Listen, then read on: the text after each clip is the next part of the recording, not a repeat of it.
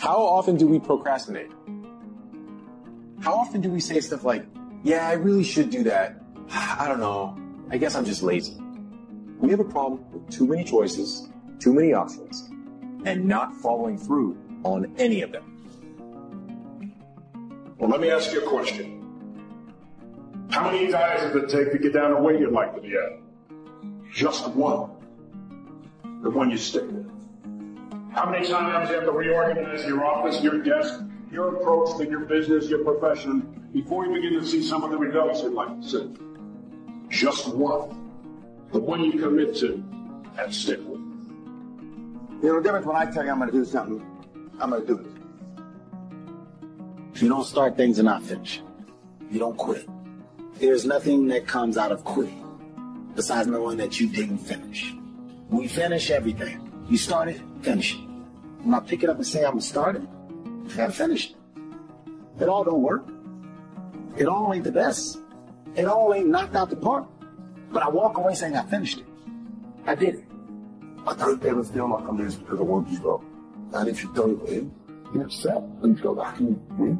So when it's all said and done, and I look back, I can go, I gave it 100%, and look at how good I got. Look at what I'm a product of. Don't try. Do. Forget about trying. Forget about making an attempt. Forget about testing it out. Although you may not end up in the profession or in the area that you're starting out, you don't want to go halfway.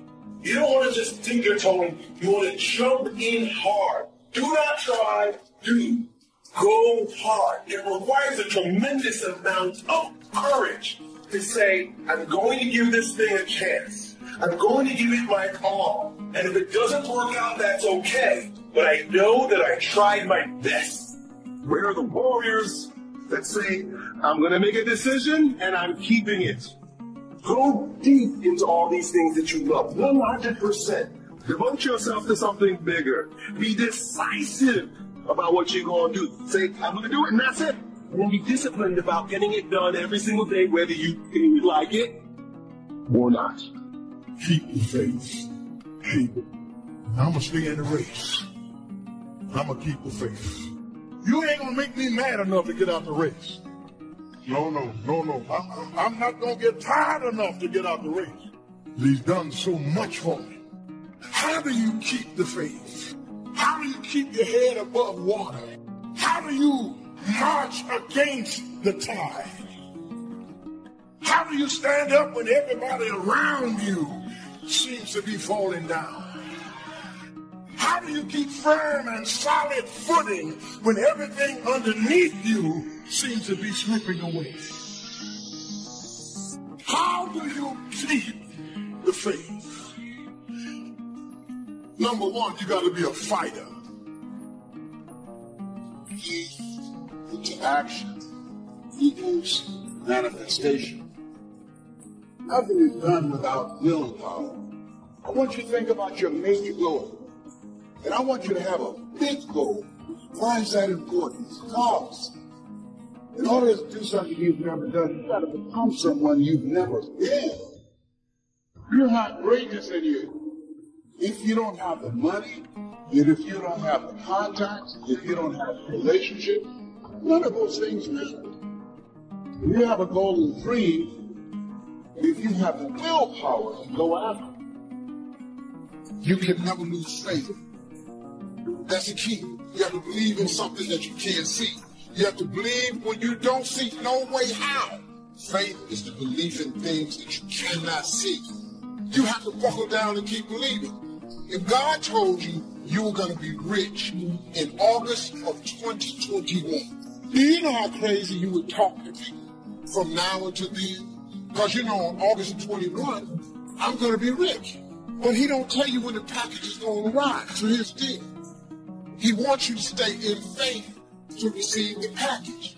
Because he only delivers to Faith Street. If you step off over here to I don't see how Boulevard, he don't ship there. He does not ship there. He only sends the boxes to Faith Street.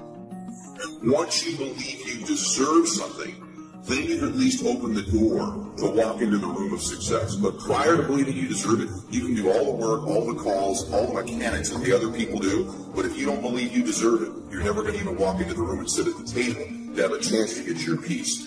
The chair at the table, the space at the table is only reserved for those who believe they deserve to be sitting there.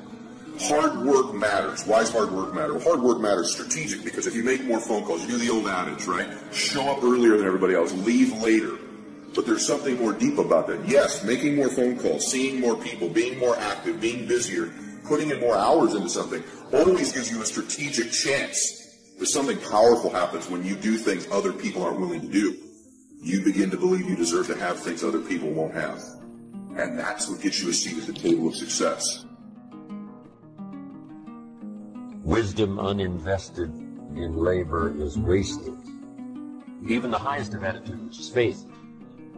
Faith uninvested is wasted, produces nothing. The name of the game is to put faith and philosophy into activity so that it starts making progress, turning nothing into something. How do you do that?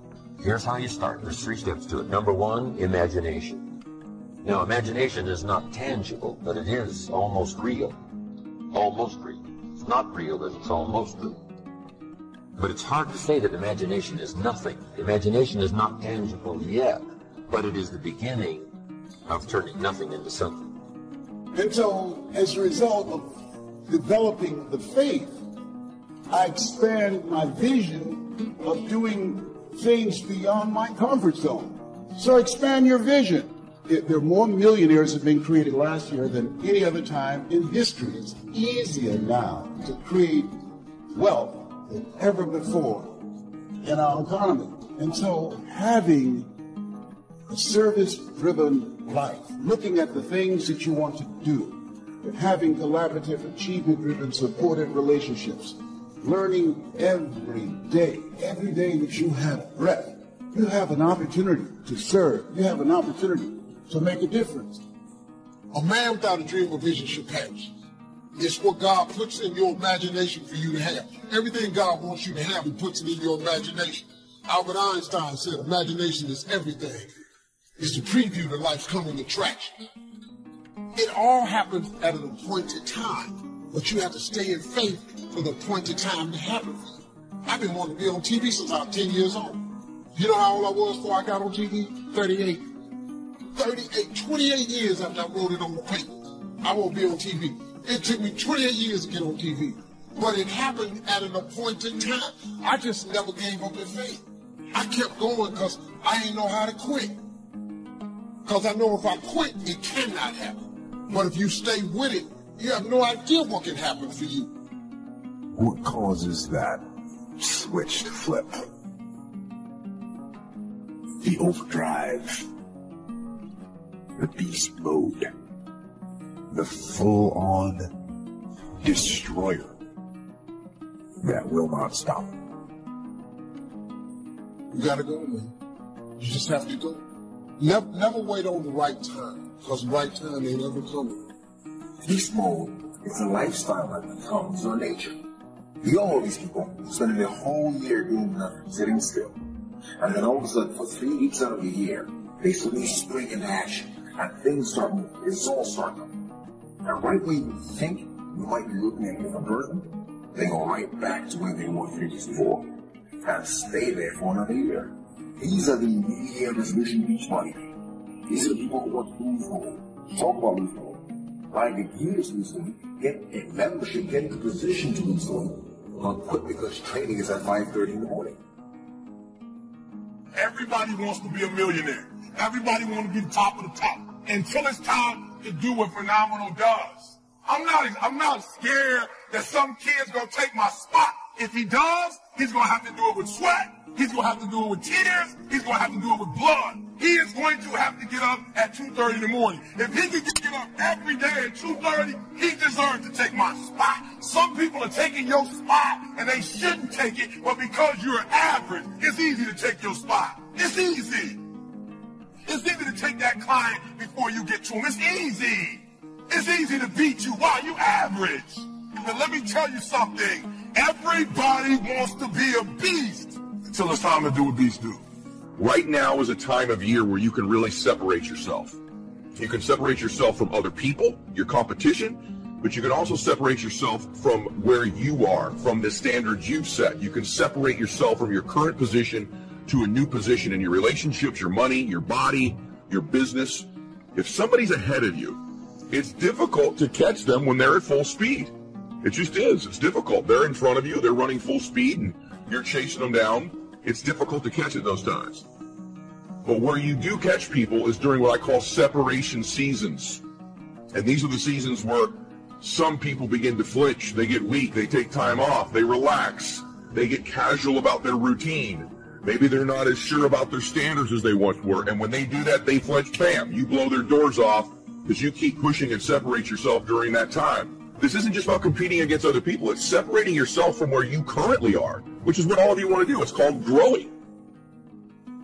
You see, beast mode is about the hunt. And if you don't get that, if you don't understand that, then you think that you can just turn it on whenever you want. Now, I've got to pass this hunt. Time to get into beast mode. I've got to get this promotion. Time to get into beast mode. That's not how it works. It's about the hunt. The hunt is what terrifies them. People don't even understand the hunt because it's primal. It's do or die. It's all or nothing. The hunt. Hunting is about practice. It's the practice of patience. It's the refinement of process. It's the lessons of failure. It requires time. It builds experience. It demands resilience, endurance, and collaboration. So when the win happens, it happens fast and frequently. Why is it you give someone everything? Support, encouragement, education, money, opportunity. And people you give the most to sometimes spend their life going in and out of rehab their whole life. And then you see people that life is just kicked in the teeth. People have been through any form of abuse, mental, emotional, physical, any. People that had no opportunity. Somehow developed the one factor that will separate you from all those people that talk a good game and make you one of the few who do. It's called hunger. See, if you look at Sir Richard Branson's good friend of mine, Richard, this guy's as hungry today as when he was 16 years old, starting virgin in a crypt there in England. In his late 60s, he's got the same drive. The most important conversation is the one you have with yourself. You wake up with it, you walk around with it, you go to bed with it. Eventually, you act on it. Sometimes you act on it good, sometimes bad. You got to change the internal dialogue. Until you change the internal dialogue in your head, until you callous over the victim's mentality that the world is out to get you because of you are the only, you got to change that, man. And if you keep that mentality, you're going to stay in the same exact spot that you're in. You're not going to drop 42 pounds in one season. That's going to take some endurance. You're not going to become your best self all by yourself. That's when it takes collaboration. So stop trying to be a beast for a week and realize that it's about a lifestyle. You live it day in and day out. And when you practice that long enough, it becomes your nature. In life, we really will never exceed what we believe we're worth. We just never will. And so if you can begin to do things you think other people aren't willing to do, or maybe do things the former you weren't willing to do, you begin to believe that the new you deserves things other people won't get, and the new you deserves to get things the former you didn't get either. And so this is why this season is so critical. And I've stacked up maybe 30 straight separation seasons. There's other ones. There's summertime, right? There's times like that. But right now is the big one. You all know what I'm talking about, right? Everyone gets kind of casual. Everyone slows down. And one day turns into 3 days, turns into 4 days. You know, Christmas is a holiday. It's not a holiday. New Year's Eve is a holiday, not a holiday or a holiday week. But people keep taking these holiday weeks and holiday months this time of year. And it's when you get them. It's when you get the former you. It's when this new version of you emerges. And so take advantage of this season. It's the greatest of all seasons. And I can tell you it's one of the reasons why, if I do have some good things going on in my life, is I separated during this time. I separated from the old me and I separated from my competition.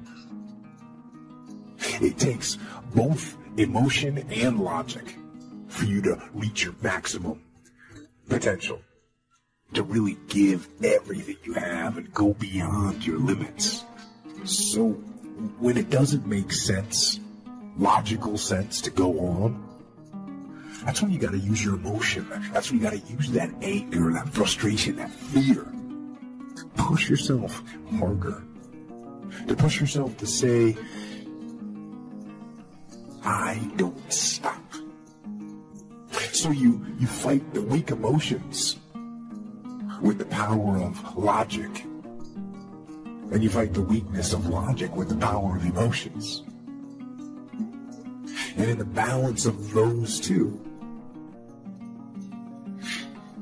that's where you find the strength and the tenacity and the guts to say to yourself, I stop. It's a dogfight of skills and talents and luck and faith and circumstance and blessing and all that stuff. But just to get to the table, to get into the room, you have to believe you deserve to be there. The hard work part plays into shifting your identity.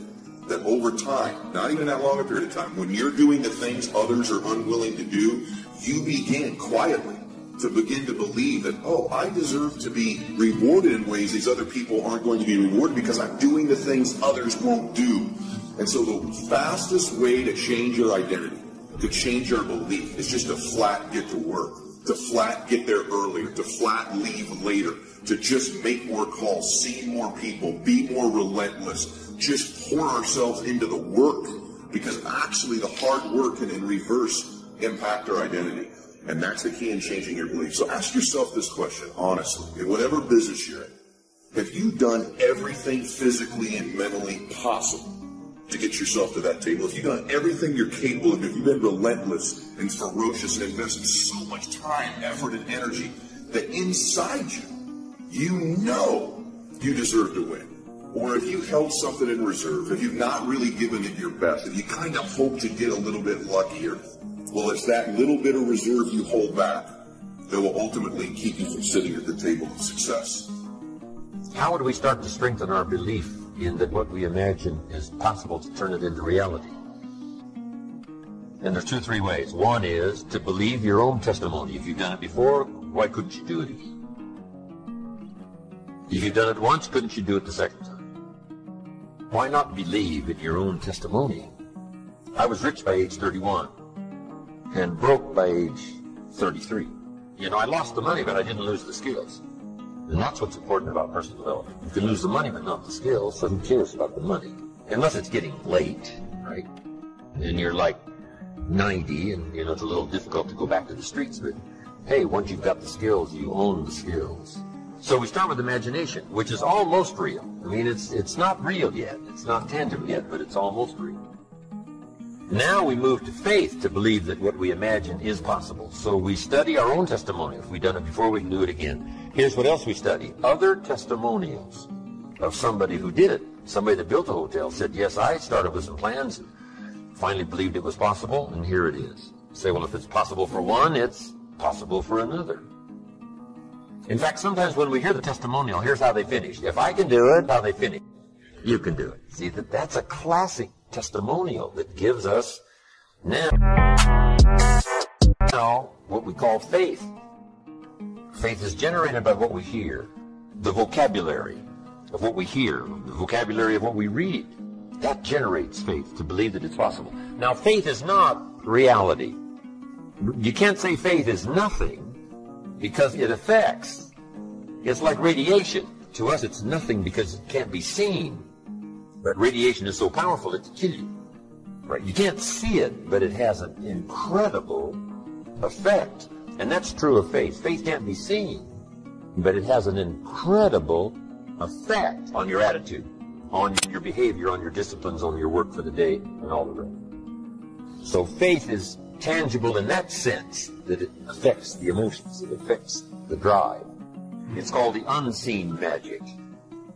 But now here's what we do with faith and imagination. We deposit it in disciplines and activity. Imagination, without the activity, is translated into reality. serves no purpose. But wisdom and faith, deposited in activity, creates reality. The reality of a career, the reality of a hotel that wasn't there. You must understand that life has a way of taking you through perilous times, transitions, traumas, adversities, crises, good days and bad days. I don't care how clean you live, how righteous you are, you're going to have trouble sometime.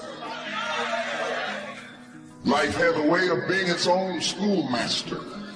And over a period of years, without any college classes, courses, books, or tapes, life will teach you something.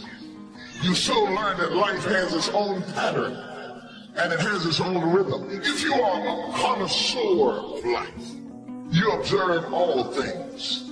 You learn from all people. You learn from all life's events. And after a while, you start drawing conclusions. When you start drawing conclusions, you draw them not for the benefit of judging other people, but you draw conclusions in the hopes that you might begin to understand what life is all about. Because after you lived a long time, you wise up a little bit. Just by virtue of staying here on the planet, of surviving good days and bad days, of seeing the sequence of life. The world is not like the movies. The movies aren't real. They don't exist. But you do. And life, this life it's better than any movie there is. Go out into the world and actually feel it. Go feel joy and love and triumph and rapture and ecstasy and glory. Go feel those things. And you know, with those feelings, there will be other feelings as well. Sorrow, and pain, and sadness, and desolation, and suffering. There'll be all those feelings too, but you know what? Take both sides. Feel all of it. That's what life is. Those feelings, those emotions, those highs and those lows, those are life. If you really want to be transformed, you have to live in intention. This is so simple, I don't want you to miss it. Most people don't lead their life. They accept their life. And when you accept your life, you are living on things that are not worthy of your time. And you heard me say in a moment, everything worthwhile is uphill. The reason I want you to understand that is, to go uphill, you have to be intentional. Nobody ever went uphill by accident. You've never read a book on accidental achievements. You have to be intentional with what you do, with who you are. And so I would just say to you, find your strengths, become very intentional, and commit your life every day to it's all uphill. See, the great mistake we make is we think, I'm going to go out and make enough money, and there's a day when I can relax and I can rest, and everything's going to be easy. Can I tell you something? The day that you have that day, one of your children, gets in an accident. Problems will never, ever leave you. Issues, obstacles, difficulties, they're always going to surround you. So you never get to that place where you've got it made. You're not supposed to got it made. You're supposed to add value to people, and it's all uphill. So the moment I understand that, then what happens is I commit myself to it, and then it becomes a beautiful uphill climbing life. Because one thing that's beautiful about going uphill is the scenery. See, if you wake up every day and you say you're not a morning person, you're doing a serious disservice to yourself. Because your attitude determines your altitude. A lot of your mornings start off bad because you've taken claim that you're not a morning person. Why would you not be a morning person when the whole goal is make your bed, make sure your house is clean, make sure you get your breakfast, make sure you shower, shave, whatever you're doing, control that. Don't hit the snooze button. All these things are very important. That's been told a lot of times. Why don't you hit the snooze button? Because you wake up already down. You're already behind the power curve. So what happens when you hit the snooze button? You may not make your bed. You may not pick the right clothes out in the morning time. So that's the mindset that I think is important to bring with you every day you go, everywhere you go in life.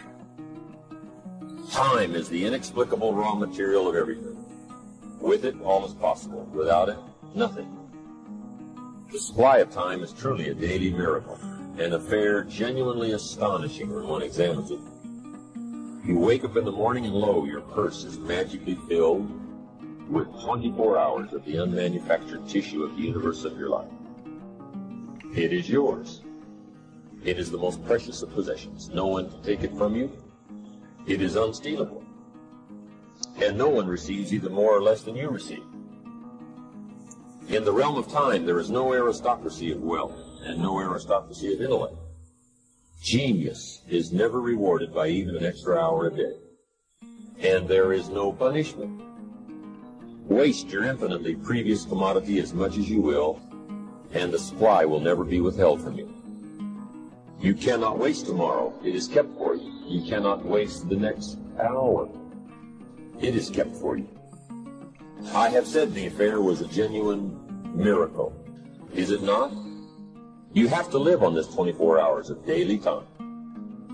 Out of it, you have to spend health, pleasure, money, content, respect, and the evolution of your immortal soul. Its right use, its most effective use, is a matter of the highest urgency and of the most thrilling actuality. All depends on that. Your happiness, the elusive prize that you are all clutching for, my friends, depends on that. How do you have time for anything? How do you have time to dink around on Facebook? How do you have time to watch hours and hours of TV? How do you have time to do anything? It's simply because that's where you put the priority. So don't tell yourself you don't have time. Just say it's not important. And maybe it isn't, and that's okay. But if it is, make the time to get it done. If you do what is easy, your life will be hard. Complain, point at your circumstances, give up your power, blame the government. If you do what is easy, your life will be hard. But if you do what is hard, your life will be easy. It's hard to make a radical change in your behavior. It's hard to take ownership. It's hard to swallow the bitter pill that wherever you find yourself, at some point in time, you made an appointment to be.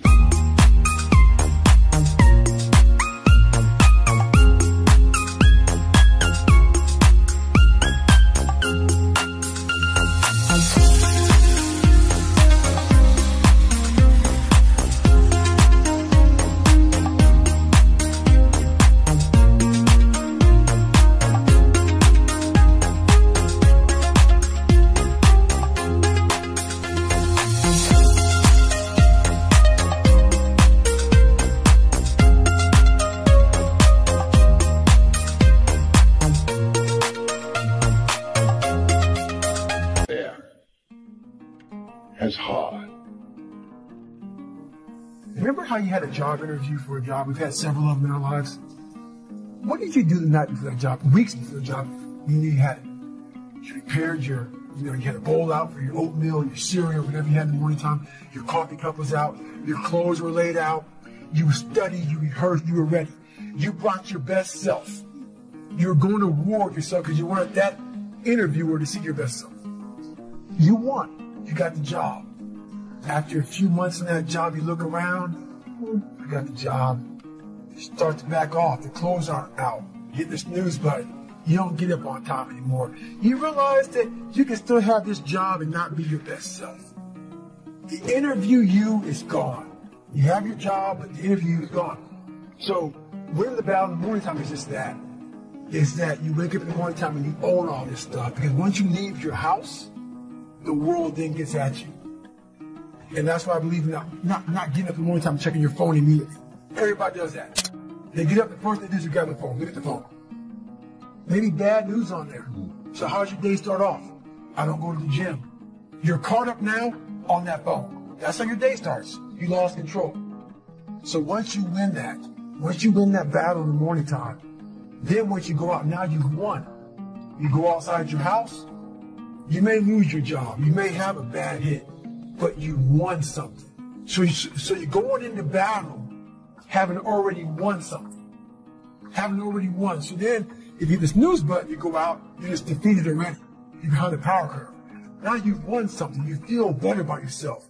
So now you're able to take these hits along the way. Well, we all know sleep is really good for you. In fact, I cheat myself because if I could sleep a little longer, I would probably be better, because all medical science tells you that how important, 7-8 hours of sleep is for each person. What I want to say to you is, when you wake up. Don't sleep during the day. Don't get a little bit unconscious and let life pass you. Be intentional. Go for it. Be in the moment. Be alert. Be aware. Seize the time. We don't have much of it. I guess what I'm really saying is, when you're awake, stay awake. Then when you sleep, it's a little bit more legal. If one cannot arrange that an income of 24 hours shall exactly cover all proper items of expenditure, one does muddle one's whole life indefinitely. We shall never have any more time. We have, and we have always had, all the time there is. It's not that difficult to get something started. You run it for a while, and after a while it starts running you. That's part of the challenge. I told my staff one day, giving birth to a tiger is one thing, learning how to ride it is something else, right? Sometimes you start it, and then it turns around and starts giving you all kinds of trouble. If you're working already 8-10 hours a day, that's about it. You just can't work much more than that. Bursts at a time, you can work 12, 14, 16, right? I'm sure we've all learned to do that, put in the extra time. But after a while, you pretty well have to put your life in balance, or your health is in jeopardy, your heart's in jeopardy, your blood pressure is in jeopardy, a lot of things, if you don't stay in balance. So you don't have to put any more hours, probably. All you have to do is just make better use of the hours. A cliche we've all heard.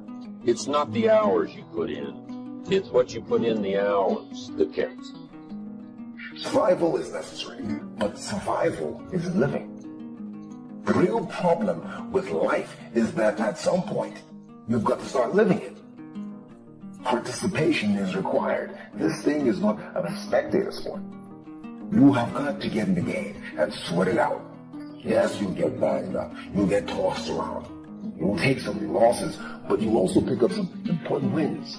Wins that go a long way to developing who you are and your contribution to this world. I'm saying you've got to live as though it's an easy thing to do. As though there was some switch in your bedroom you can flip to get your real life started. Oh no. Life is easy. It is. Life is easy. It happens spontaneously. It happens all around you all the time. Living is hard. How many rules must you imprison yourself with before you get it? Before you see that the rules you write to protect yourself from the mistakes you made. You protect yourself from where you came from and what happened to you. Can become your prison if you're not careful. And I believe that that's what happens to most people. They go through life making tiny edits to live. Little footnotes that read, she said my teeth were crooked, so I won't smile with my whole face in. Because I got hurt last time, I won't trust again. I was so disappointed last time I tried, I won't let myself want again. You see what I'm getting at?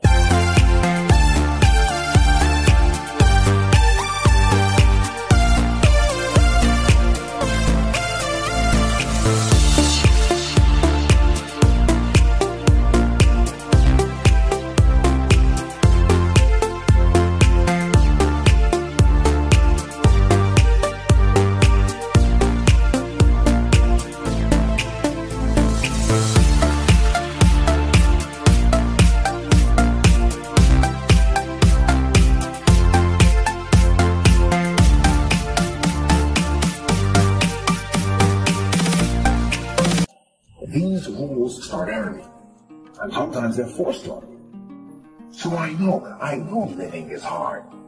Being stuck in anger, that's a rule for how you should respond to a particular situation. Being ravaged by anxiety, That's a rule for how you should react to uncertainty. Indecisiveness, procrastination, these are rules for how you should react to opportunity. Rules, rules, rules, they're everywhere. Damn the rules and ask yourself, am I living? So make your own comic book. Make your life your own movie. Actually make it better than a movie.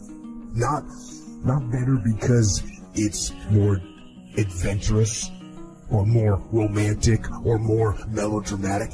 Make it better because it's real. So go out there, move toward the light, live. It's real, so it is better. And you know what? Real comes with some downsides. Real comes with some darkness. But that's okay. It's okay because we know the darkness, the light becomes even brighter. Am I going through life with my whole self? Am I fully experiencing the moments, or am I watching them go by? Am I doing all I can with the opportunities that life is presenting? Am I enjoying life, or am I managing it? Are my happiness and my joy conditional? If I die today, will my life have been fully used up? I'm not preaching, I'm just asking. Living isn't just about the adventures and the exciting things you do, the things you post on Instagram. Living is about the hard places. It's also about the dark places. Living is about where it hurts, going to those places. It's about processing pain, changing attitudes. It's about lifting those blocks, obstructing your path with experience whole limit. If you feel this, if your heart is starting to race, if your mind is starting to churn, that's you. That's you saying, yes, I want to live again. I want to start living again. Don't tell me about change. I know about change. I want to know specifically, what are you going to do? Who are you going to heal? What are you going to let go of? When do you admit that you have a problem? When do you conclude that maybe it's you? When do you allow yourself to love like you love me? What I do know is that this is the only life I remember. This is the only life I have, and I intend to use it up. I'm going to experience fully what there is. That means the victories and the losses. That means the laughter and the tears, the good, the bad, and the ugly. Let's start living again. I've resolved in my spirit, in my heart, that every experience is my education. So the good experiences and the bad experiences, I'm going to learn from that, and I'm going to discover the opportunity for me to grow and for me to get better. You have to make a decision that I will learn from this thing.